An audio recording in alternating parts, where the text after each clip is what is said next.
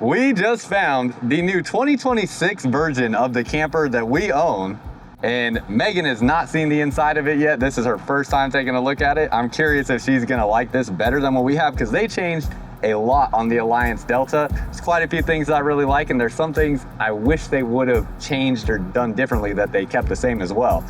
And we're gonna get Megan's take on if this one is better than our 2025. So let's go take a look, come on.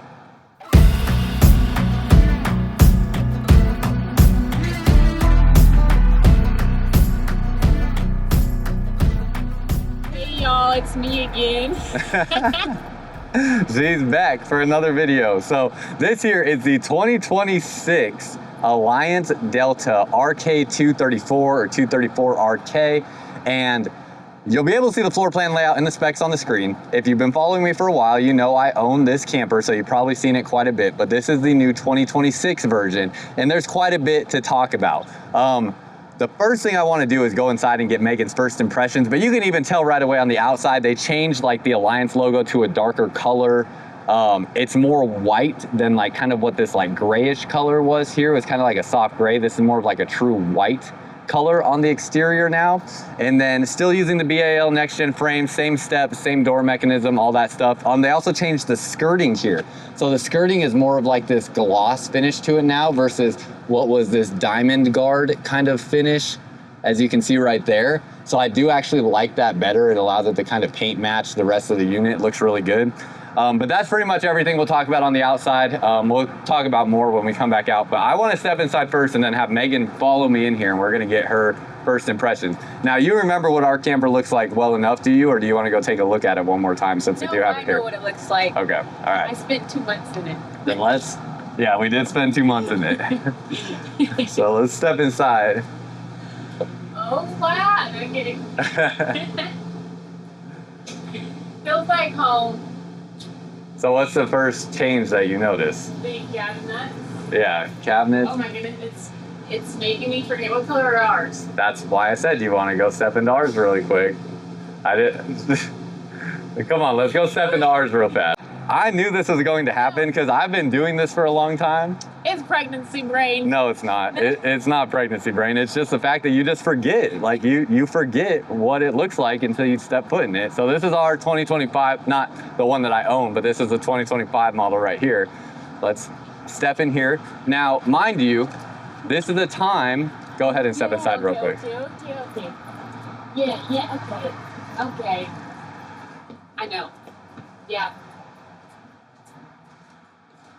I'm good now. Okay, so she's good. So as we walk back, I'm gonna explain something that we're going through right now. This is a time where you're going to have some of the greatest amount of options in purchasing an RV. This is something that happens every year once the new year models start to come out. You're still going to have plenty of 2025 models available that you might be able to get at a slightly lower price than a new 2026 model. And when they do these big changes, you get the options of one or the other versus like last year when I bought my 2025, all I had was the option of the 2025. This wasn't even an option for me. So you kind of get both the options right now, which is pretty cool. So let's go ahead, walk in. Now give your assessment. The floor, I like the floor. I don't really care much for the cabinet color, but it does make it look cleaner. Yeah, so. The space is bigger. Yeah. Yeah. So you like the brown still better? Yeah. Oh, they changed this. Yeah, it is different. Well, they went from a Coleman Mach air conditioner to a Furrion air conditioner. So don't know how much of a substantial difference that's going to make, but I do notice like the AC ducting in here is still the exact same as our 2025. Refrigerator's still the same. Oh, they changed it. Did they? Yeah. It's not like the under. Oh yeah, the latches are right there. Oh yeah, they did change it because I noticed right now the shelving is different in this one, and the amount of spots that you can adjust the shelving in here is also different. So that is a change that they made there as well on the refrigerator and freezer that they're using. This is kind of nice because I think it's better for fingerprints. I don't know if you care. No, they're both gonna be the same. You think? Yeah, absolutely. We were. Yeah. Rainy hands. Yep. Oh. Okay. Ooh, okay, I do like the restroom. Still the same size. Yeah, everything's the same here, but there is one change in here. I'm curious if you can spot it. I noticed it right away, but it's my trained eye. That is different. That wasn't the first thing I noticed though, but that is different. They are using a different water heater now. I don't know if this is, we'll have to see when we go outside what brand that is. But that wasn't what I was talking about.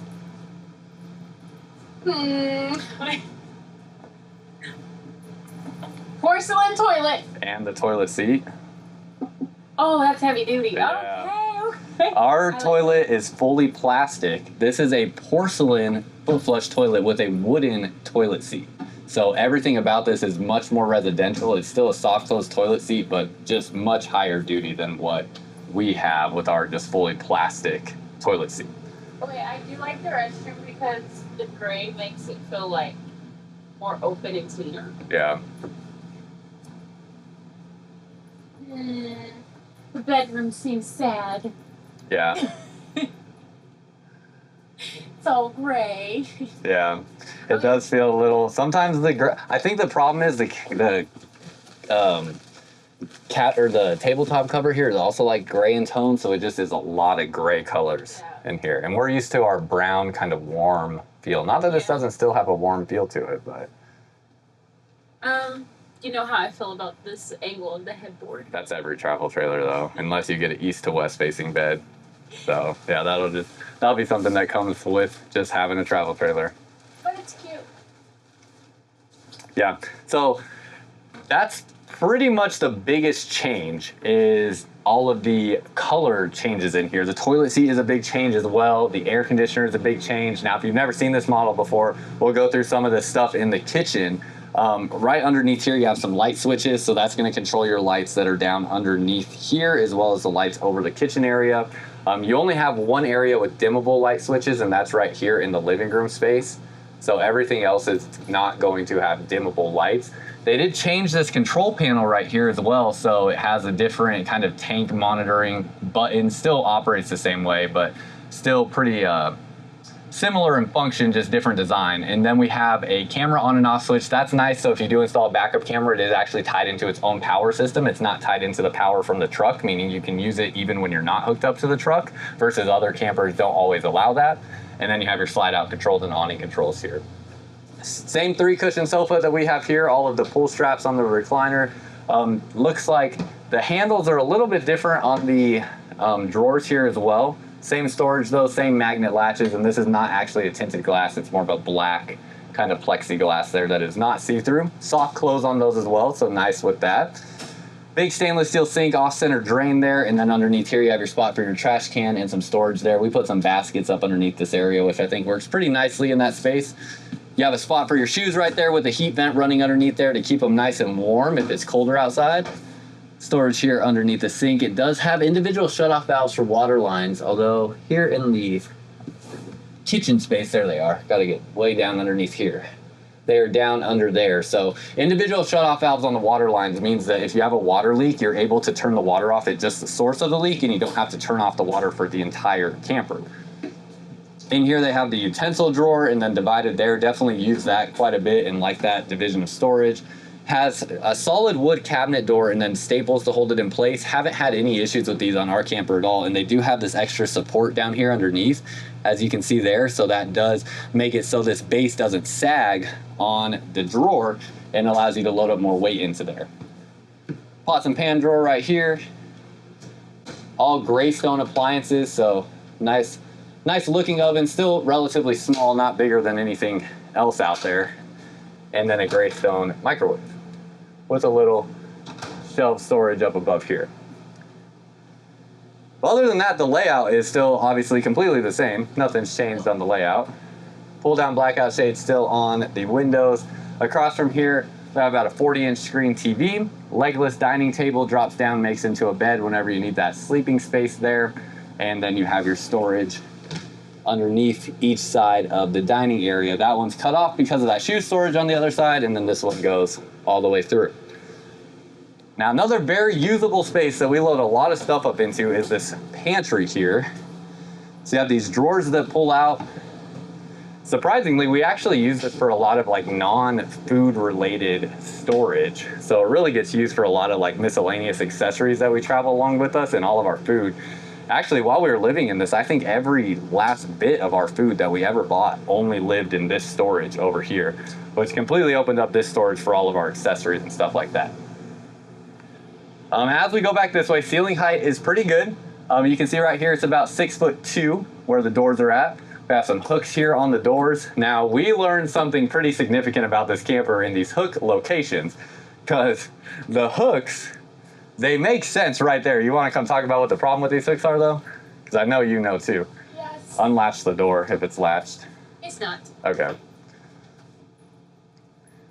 As you can see, the hooks are right above the toilet. So when Myles goes to pee, splish splash on our towels. We have kind of longer towels. And that's actually not even the first thing that I noticed with this when we were taking showers. Because we have... Oh, and then you can't reach. Yeah, close the door. Close the door all the way like you would when you take a shower. Now your towels are all the way over there. Your shower is all the way over here. Yeah, it does make it a little bit awkward. And so unless you shower with the door open, they're just not in a reachable location. So what we did is we put hooks right here, which is where we hang our towels right there. So they are right next to the shower and they're out of the way of the toilet. But that's something we've noticed on a lot of different campers now, is that sometimes the hooks for towels make sense in the location at first look, but then when you actually think about the usability of it, it kind of changes. Chad, not open about your peeing. Why? On the towels. Oh, we fixed that problem. Oh, okay. It's okay. No, it's real life. That's what happens. That's what happened. But our towels are long. We have towels that hang like down to right here, so they were literally like right next to the toilet. Yeah. But other than that, let's go through the rest of the storage. You got some cubby space through here. Got your medicine cabinet, big open space with that. A really large stainless steel sink, decent amount of countertop space, and then storage all underneath here. Again, individual shutoff valves on the water lines, and your 3 drawers right here. Now, they are a wrap style cabinet door, but these have held up pretty well for us over time. So not bad there with kind of how those, you know, function over time with this wrap peeling or anything like that. Haven't had any issues with that, and don't even see like any really signs of that anywhere on this camper. So it looks pretty good.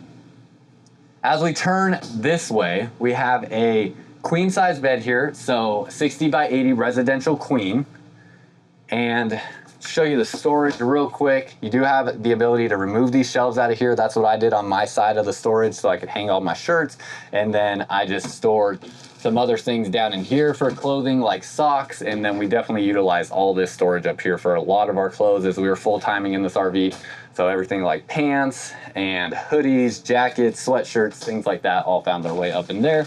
Got the storage underneath the bed with this sliding little storage space right here. And then your storage under the bed here, you can see how that will just move around. And then you have the struts here to kind of hold that bed up, although the struts are not super strong. So if you do replace the mattress on this camper like I did, the struts are not strong enough to hold up the new weight of the new mattress. Another door here, a thing I wish they would have added to this camper that they didn't, is it's still not coming with the shades already installed in the window. That was one of the things that I noticed right away spending our first night in the camper.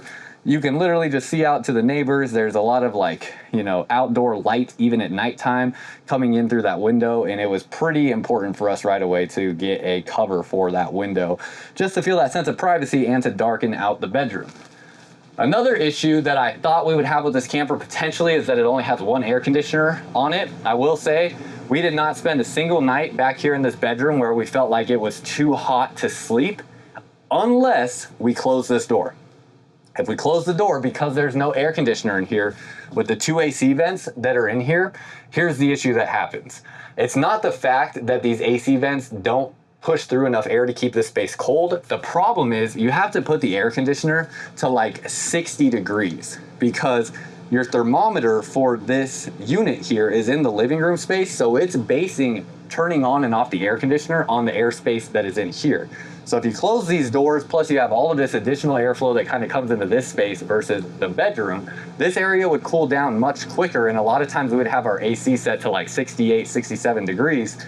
And by like 2, 3 in the morning, I was waking up hot when we had the door closed because the AC had shut off, and it was 68, 67 degrees here in the living room, but it was legitimately probably like 75 to 80 degrees back here in the bedroom. Very different in temperature. So we slept with the doors open every night. That solved the issue. The only problem with that is there's a lot of lights in the camper. So if you like it really dark, things like your lights here on the water heater, those are gonna illuminate pretty dang bright. Your lights on the microwave are certainly bright enough for you to see them from the bed. And those are things that I would prefer to sleep with the door closed, but having one air conditioner quite literally prevented us from being able to sleep with the door closed. Do you agree with that assessment there? Yes, darling. Yeah, so, but that's pretty much everything here on the inside. So with all this being said, would you stick with what we have, or would you trade it in for this one if we had to just choose between the two? And it was, let's say it didn't cost any difference whatsoever. Monetary, it was exactly the same. We could just have either one. Which one would you take? I'd keep ours. Why? Because we bonded with it. Yeah, there is some like No, but sentimental value with it. Nothing really different. It's just the cabinets and the difference in color. Yeah. So. I think if we ever went to another camper, she would want it to experience a different floor plan. I think. Yeah. But if it's the same floor plan, I'm not thinking. I would trade specifically just for the toilet. The toilet is like the biggest thing alone. I think that it would be nice to just have that higher grade toilet. But that's even funny for me to say. It's definitely not something that's worth spending any extra money on, because how many times, this is going to be real personal, but how many times did we poop in our toilet, in our camper? Several. A total number of 0 times. So not a big deal to us at all, because we just, everywhere we went, there were bathroom solutions. Even at campgrounds that didn't have bathrooms, we went to like McDonald's or something like that, or Starbucks. And we just didn't do that in the camper. Just try to keep the longevity of our camper a little bit better. So before we go outside, we have liquefied here. This is a black tank treatment for your RV. We did use this in our RV, even just for things that are not poop related, but that definitely helps break down anything that goes into your toilet, make sure it all decomposes properly, keeps your RV smelling fresh and performing properly. So you can get liquefied in the pod formula like this here, the liquid formula, and the tablet, or not the tablet, the powder formula at Blue Compass stores all across the country, and as well as Amazon and Walmart now too. Coming outside, so it looks like we have a Contour water heater is the brand that they went to on the tankless water heater there. So that'll run off propane.